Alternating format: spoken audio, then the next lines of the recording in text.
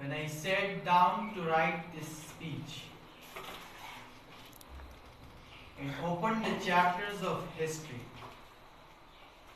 I heard Jinnah addressing his cabinet that Pakistan would be a sovereign nation. The cabinet stood silent,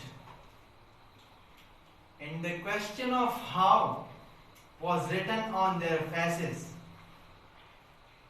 Then I found myself in the darkest corridors of Kashmir, where I saw trembling lips, mournful mornings, and sorrowful evenings. 73 years later, here I am, standing in the sanctity of this podium, asking the same question: how? Are we a sovereign nation? Are we a free nation? The answer to this question is a big no. Because whenever I think of freedom, I see the burning valleys of Kashmir. Whenever I think of freedom, I see the nominal representation of Pakistan in the OIC. Whenever I think of freedom, I hear the sounds of guns in Kashmir. Whenever I think of freedom, I feel the pressure of Saudi Arabia.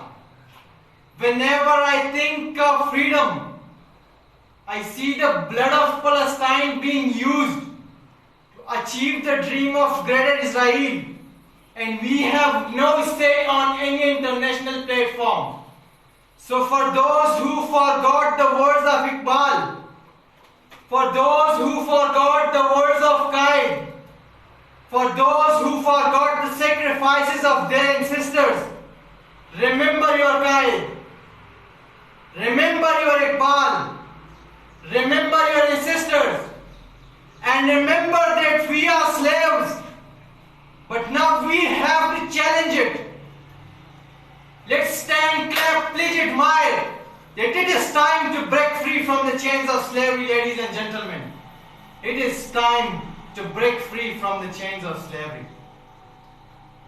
My Lord, I thought that these teachers would not only teach, but they would build a strong nation. I thought that these farmers would not only raise crops, but raise our future. I thought that these masons would not only construct buildings, but they would strengthen the foundations of this state. I thought that these mothers would not only feed their hungry children, but they would bring up a prosperous nation. I thought that these officers would not lead, but they would serve this country. But look around you, ladies and gentlemen. Is this the sovereignty our Qaid fought for? Is this the sovereignty our ancestors sacrificed for? Look around you. West dictate their terms. We agree. For us, they might be our friends, but for them, we are just slaves. They order, we follow. They hit, we heal, because we are slaves. They need us to have their prosperity. They need us to fight their wars, because we are slaves. East Timor is free, Kashmir is not.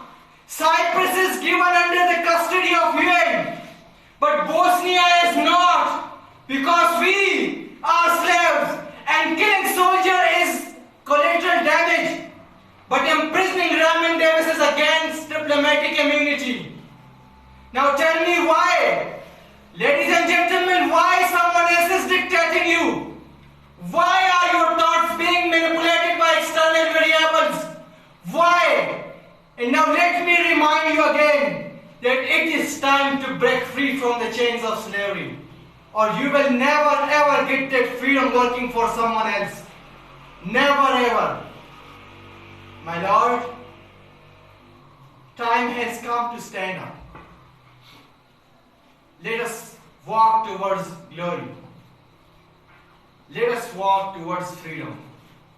If not now, then when? I thank you all.